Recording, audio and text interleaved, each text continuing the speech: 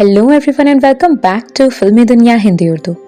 Film की शुरुआत 1990 में हुई, जिसमें रोबोट्स की फ्यूचरिस्टिक दुनिया दिखाई जाती है।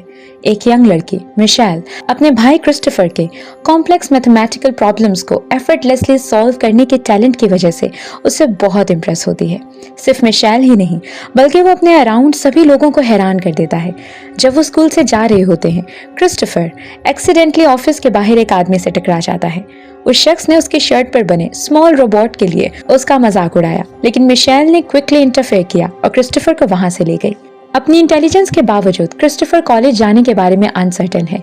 उसकी हेजिटेशन को महसूस करते हुए मिशेल उसे नेक्स्ट स्टेप लेने के लिए इनकरेज करती है। मीनवाइल सेंट्री टेक्नोलॉजी के फाउंडर ईथन स्केट से रोबोट के बारे में इंटरव्यू लिया जा रहा है।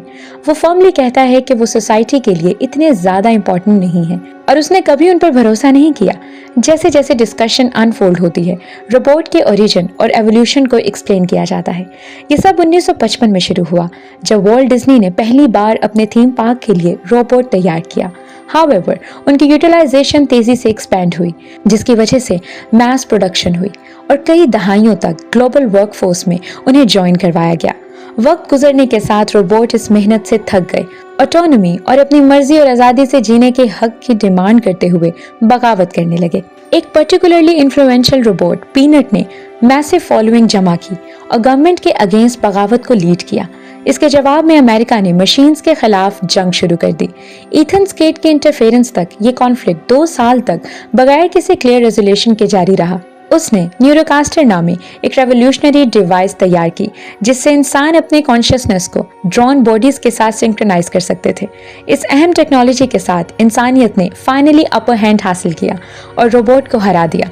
फ्यूचर में होने वाली बगावतों को रोकने के लिए हुकूमत ने अमेरिकन साउथ वेस्ट के हार्ट में एक एक्सक्लूजन जोन स्टैब्लिश किया और उसे एक्स का नाम दिया। As a result sentry technology ने न्यूरोकास्टर को मजीद बेहतर किया, उसे कंज्यूमर प्रोडक्ट में बदल दिया, जिसने लोगों को एक साथ 2 जगहों पर मौजूद रहने के काबिल बनाया।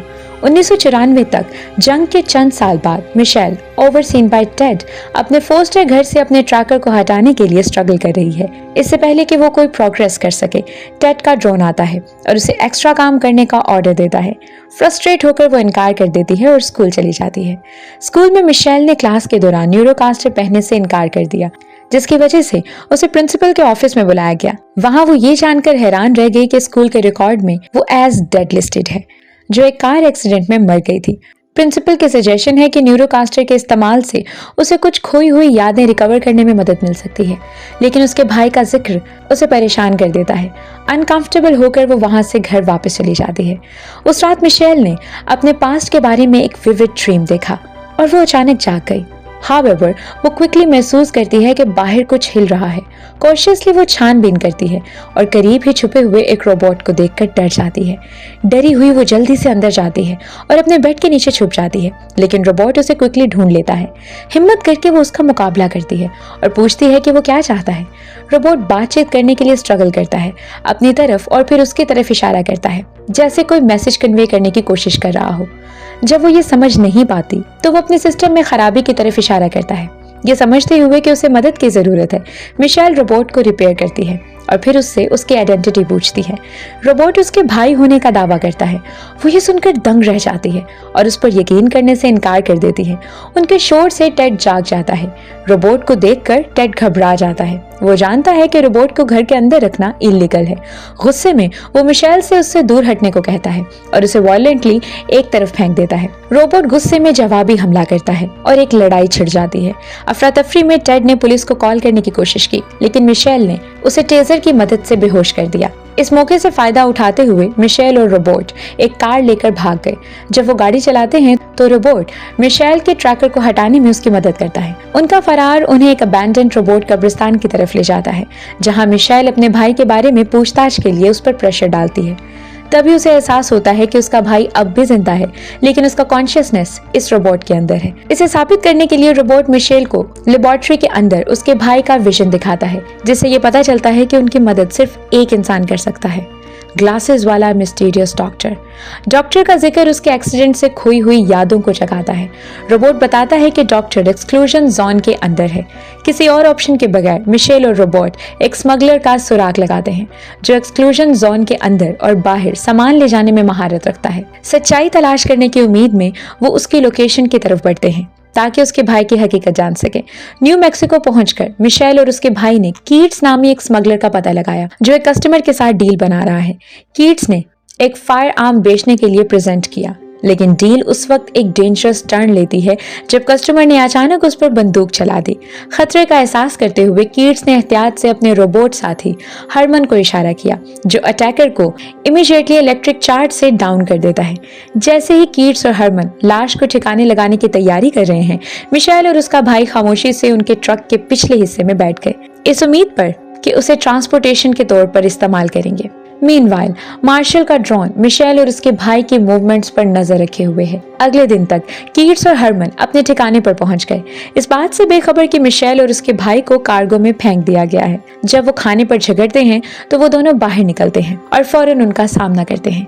मिशेल ने फौरी अपनी सिचुएशन को एक्सप्लेन किया, लेकिन कीट्स ने उसे वार्न किया कि एक्सक्लूजन जोन एक्स में जाना एक्सट्रीमली डेंजरस है। इससे पहले कि वो मजीद बात कर सके, कीट्स ने नोटिस किया कि कोई उनको फॉलो कर रहा है, सो वो एनकाउंटर की तैयारी करते हैं। जल्द ही उनके सामने मार्शल का ड्रोन आता है जो कि मिशेल को ट्रैक कर रहा है। कीट्स और हरमन इस ट्रबल के लिए मिशेल को प्रोटेक्ट करने की कोशिश करते हैं। ये रियलाइज करते हुए कि वो हमले की जद में है, मार्शल ने अपना परस्यूट रोक दिया और जवाबी हमला शुरू कर दिया। एक अफरा तफरी की जंग छिड़ जाती है। कीट्स और हरमन मार्शल को टेम्परेरी फंसाने में कामयाब हो जाते हैं, लेकिन जब वो भागने की कोशिश करते हैं, मार्शल ने फायरिंग शुरू कर दी। अफरा तफरी में मार्शल ट्रैप रोबोट को पकड़ने ही वाला था, लेकिन मिशेल ने स्विफ्टली रिएक्ट करते हुए एक गाड़ी उस पर चढ़ा दी, जिससे वो फाइनली फरार हो गए। अब वो आजाद लेकिन दुश्मन के इलाके के बीचों बीच थे। उन्हें एहसास हुआ कि वो एक ऐसे इलाके में आ चुके हैं जो स्क्वेंजर रोबोट से भरा हुआ है। टाइम वेस्ट किए बगैर वो रीग्रुप होकर छुप जाते हैं। मिशेल ने एक्स के आउटर एज पर लोकेटेड टेबल टॉप माउंटेन की तरफ जाने का मशवरा दिया, जहां उन्हें सेफ्टी मिल सकती है। हरमन अब एक लंबे सफर की तैयारी कर रहा है, एक बड़े HRM कंपोनेंट के अंदर चला जाता है। इफेक्टिवली वो एक भारी ट्रांसपोर्ट यूनिट में ट्रांसफॉर्म हो रहा है। वो सबको वैन में लोड करता है और वो सब वहां से निकल जाते हैं। जब वो ट्रैवल करते हैं, कीट्स अपने पास्ट के बारे में बताता है। उसने रिवील किया कि हरमन ने जंग के दौरान उसकी जान बचाई जब वो मरने वाला था। उसके बाद से वो शैडो सरवाइव करते हुए हुकूमत से भाग रहे हैं। मीनवाइल सेंट्रल टेक्नोलॉजी में ईथन स्केट ने एक चौंका देने वाली डिस्कवरी की, न्यूरोकास्टर्स में एक क्रिटिकल फ्लॉ की कि इंसानी जहनों को ड्रॉन बॉडी से जोड़ने वाला डाटा लिंक टूटने लग गया है। घबराकर वो अपनी साइंटिस्ट टीम को जमा करता है और उनसे इसकी एक्सप्लेनेशन मांगता है। उन्होंने बताया कि क्रिस्टोफर का कॉन्शियसनेस मुकम्मल तौर पर रोबोट में ट्रांसफर हो चुका है, यानी उसका ओरिजिनल न्यूरोलॉजिकल लिंक टूट चुका है। ये समझते हुए कि क्रिस्टोफर पूरे सिस्टम की है, ईथन समझता है कि अगर वो उसे खो देते हैं तो पूरा न्यूरोकास्टर नेटवर्क दिनों में नाकाम हो जाएगा। बगैर किसी हिचकिचाहट के वो मार्शल को हुक्म देता है कि वो किसी भी कीमत पर क्रिस्टोफर को तलाश करे और उसे पकड़ ले। मीनवाइल कीट्स, मिशेल और उनका group finally table top mountain पर पहुंच गया और एरिया स्काउटिंग शुरू कर दी। एक्सप्लोर करते हुए उन्हें जल्द ही एहसास होता है कि रोबोट इस माउंटेन में रहते हैं। उनको स्कैवेंजर समझकर रोबोट्स एक अग्रेसिव हमला करते हैं, हरमन पर काबू पा लेते हैं और ग्रुप को पकड़ लेते हैं। स्ट्रॉन्ग होल्ड के अंदर कीट्स और मिशेल रोबोट्स के लीडर मिस्टर पीनट से मिलते हैं। जवाब के लिए बेचैन मिशेल ग्लासेस वाले डॉक्टर के बारे में पूछती है जो उनकी मदद कर सकता है। पीनट बताता है कि वो उन्हें 10 मील तक एक्सक्लूजन जोन में ले जा सकता है, लेकिन ये उसकी मदद की हद है। मायूस होकर मिशेल अपने भाई के बारे में सब कुछ बताती है और सवाल करती है कि क्यों सेंट्रल टेक्नोलॉजी एक लड़के को पकड़ने के लिए इतनी हद तक जाएगी। हाउएवर पीनट को यकीन नहीं आता और इसमें शामिल होने से इनकार करता है। मिशेल पूरी डिटर्मिनेशन के साथ अकेले पहाड़ पर जाने का फैसला करती है, लेकिन कीट्स ने उसे रोक दिया और इंसिस्ट किया कि वो सूरज निकलने तक इंतजार करें। उस रात मिशेल अपने भाई के साथ गुजरे वक्त को याद करती है। उसका रोबोटिक भाई उसकी उदासी को महसूस करता है और उनके बचपन का पसंदीदा कार्टून चलाता है और वो एक इमोशनल मोमेंट एक्सपीरियंस करते हैं। उस रात पेनीपेल नामी एक पोस्टमैन रोबोट आता है और डॉक्टर की तरफ से एक अनएक्सपेक्टेड लेटर लाता है। लेटर को पढ़ने के बाद कीट्स को एहसास हुआ कि डॉक्टर तक पहुंचने के लिए सीरियस फायर पावर की जरूरत होगी। ये सुनकर पीनट इंसानों पर भरोसा करने की बजाय जंग के लिए तैयार रोबोट को साथ लाने का मशवरा देता है। अगले दिन ग्रुप लेटर में बताई गई लोकेशन की तरफ चल पड़ा। जैसे जैसे वो करीब आते हैं वो एक घात में पड़ जाते हैं। अंदर वो आखिर में डॉक्टर के आमने सामने आते हैं। डॉक्टर ने एक चौंका देने वाली हकीकत का खुलासा किया कि क्रिस्टोफर जंग जीतने के लिए इंसानियत की आखिरी उम्मीद था। उसके सर्वाइवल को इंश्योर करने के लिए सेंट्री टेक्नोलॉजी उसे ले गई और उसके दिमाग को न्यूरोकास्टर नेटवर्क को बरकरार रखने के लिए इस्तेमाल किया। मिशेल ने गुस्से में यह सवाल किया कि उन्होंने उसके भाई के साथ क्या किया। डॉक्टर पीसी एक रोबोट असिस्टेंट को हुक्म देता है कि वो उन्हें सच दिखाए। क्रिस्टोफर का दिमाग न्यूरोकास्टर्स और ड्रोन्स के दरमियान सेंट्रल लिंक है। अगर वो उसे सिस्टम से कनेक्ट ना करते तो वो एक्सीडेंट में मर जाता। एक दिन क्रिस्टोफर होश में आया और डॉक्टर ने उसके दर्द को देखकर ईथन से उसे डिस्कनेक्ट करने की रिक्वेस्ट की, लेकिन ईथन ने इनकार कर दिया। वो ये सब एक्सेप्ट नहीं कर सकता था, इसलिए डॉक्टर सेंट्री टेक्नोलॉजी से फरार हो गया और क्रिस्टोफर के दिमाग को बाहर की दुनिया में आजाद करने का एक तरीका तैयार किया। मिशेल गुस्से में भरी हुई डॉक्टर की तरफ लपकती है, लेकिन कीट्स ने उसे पीठ से पकड़ लिया और डॉक्टर को पंच किया। इससे पहले कि वो रिएक्ट करें, मार्शल का ड्रोन उन्हें ढूंढता है और हिडन रूम में फट जाता है। पीनट उसे रोकने के लिए चार्ज को लीड करता है। बाकी सबके फरार होने के लिए टाइम मैनेज करता है। बाहर उन्हें ड्रोन्स के हमले का सामना करना पड़ता है। एक फियर्स जंग शुरू हो जाती है और वो ड्रोन को तबाह करने में कामयाब हो जाते हैं, लेकिन पीनट इस लड़ाई में बुरी तरह जख्मी हो जाता है। इससे पहले कि वो रीग्रुप हो सके, मार्शल ने डायरेक्ट हमला किया, डॉक्टर को मार डाला और क्रिस्टोफर के रोबोटिक जिस्म को पकड़ लिया। क्रिस्टोफर को हिरासत में लेकर मार्शल ने ऐलान किया कि रोबोट्स ने ट्रीटी को तोड़ दिया है, जिससे एक ब्रूटल जवाबी कार्रवाई शुरू हो गई है। टेबल टॉप माउंटेन पर ज्यादातर रोबोट या तो ज़िबा कर दिए गए हैं या खंडरात में छोड़ दिए गए हैं। सेंट्री सेंटर में क्रिस्टोफर के कॉन्शियसनेस को जबरदस्ती उसके असल जिस्म से जोड़ दिया जाता है। जैसा कि ये प्रोसेस सामने आता है, मार्शल ईथन का सामना करता है, उसके एक्शंस और इरादों पर सवाल उठाता है, लेकिन ईथन ने उसे डिसमिस कर दिया। वो सिर्फ मिशन की कामयाबी चाहता है। मीनवाइल टेबल टॉप माउंटेन पर मिशेल ने पीसी रोबोट से सेंट्री सेंटर की सही लोकेशन के बारे में पूछा। अपने भाई को बचाने के लिए डिटर्मिन्ड मिशेल और कीट्स ने रिमेनिंग रोबोट्स को जमा किया और फैसिलिटी की तरफ चल पड़े। वहां पहुंचने पर हरमन ने फौरी बिल्डिंग पर गाड़ियों को फेंकना शुरू कर दिया, जिससे अफरा तफरी फैल गई और सिक्योरिटी फोर्सेस इस तरफ अटेंटिव हो गई। जवाब में ईथन हमले को दबाने के लिए ड्रोन की वेव्स डिप्लॉय करता है। जब बाहर लड़ाई जारी है, मिशेल और पीसी रोबोट चुपके से बिल्डिंग में घुस गए। क्योंकि रोबोट एक मुकम्मल जंग में ड्रोन से टकराते हैं, इसलिए वो कॉरिडोर्स में आ जाते हैं। अंदर मिशेल और PC robot finally containment chamber में पहुंच गए, जहां क्रिस्टोफर को रखा गया था। यहाँ उन्हें पता चला कि क्रिस्टोफर का कॉन्शियसनेस अब भी एक न्यूरोकास्टर में फंसा हुआ है, जो उसे अपने जिस्म पर मुकम्मल कंट्रोल हासिल करने से रोकता है। इससे पहले कि वो कार्रवाई कर सके, ईथन पहुंचता है, एक बड़े जंगी ड्रोन को चलाता है। कंट्रोल बरकरार रखने की मायूस कोशिश में अटैकिंग रोबोट्स को बेरहमी से खत्म करता है। उसी वक्त मार्शल आता है, जो कि लड़ने के लिए तैयार होता है, लेकिन मिस्टर पीनट ने इंटरफेयर करते हुए उसे अलग होने की रिक्वेस्ट की। एक लम्हे की हिचकिचाहट के बाद मार्शल, जो कि तबाही को जारी रखने के लिए तैयार नहीं था, वहां से चले जाने को चूज करता है। चेंबर के अंदर मिशेल एक बोल्ड डिसीजन लेती है। वो न्यूरोकास्टर पहनती है और वर्चुअल दुनिया में चली जाती है, जहां उसका सामना डायरेक्टली क्रिस्टोफर से होता है।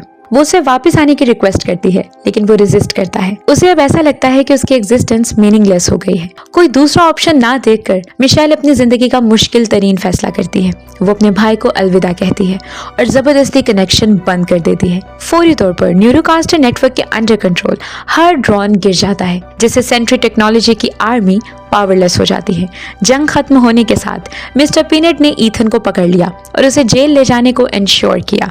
इसके रिजल्ट में मिशेल ने पूरी दुनिया के लिए एक मैसेज ब्रॉडकास्ट किया, जिसमें जंग के खात्मे और इंसानों और रोबोट दोनों के लिए एक नई शुरुआत का ऐलान किया। मीनवाइल क्रिस्टोफर जाग जाता है, अपनी ओरिजिनल बॉडी में नहीं, लेकिन अपने फेवरेट रोबोट में। फाइनली वो अपनी मर्जी से जीने के लिए आज़ाद है और यहीं पर इस मूवी का एंड हो जाता है। द इलेक्ट्रिक स्टेट नेटफ्लिक्स की साई-फाई फिल्म, जिसकी डायरेक्शन रूसो ब्रदर्स ने की है। इस फिल्म को 27% रोटन टमेटो स्कोर और 2.9 आउट ऑफ 10 एवरेज रेटिंग के साथ लार्जली नेगेटिव रिव्यूज मिले हैं और इसे वर्स्ट रेटेड फिल्म्स के लिस्ट में कंसीडर किया गया है। बहुत से क्रिटिक्स का कहना है कि इस फिल्म में ओरिजिनलिटी की बहुत कमी है। फिल्म का प्लॉट भी अंडर डेवलप था।